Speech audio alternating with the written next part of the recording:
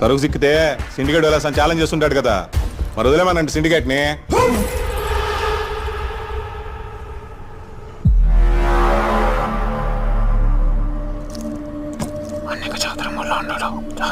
చెప్తాండ కదా అది సందనం కాదని.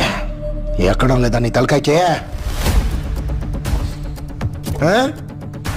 అది సందనం అయితే ఎంత తీరుబాటుగా కూర్చుంటాను నేను. అది ఎర్ర సందనం అయితే నాకు పైసా వాటా అక్కర్లా. అది సన్రా అయితే మా కాడ ఉన్న సరుకులో మీరు వాటాడుకోవద్దు.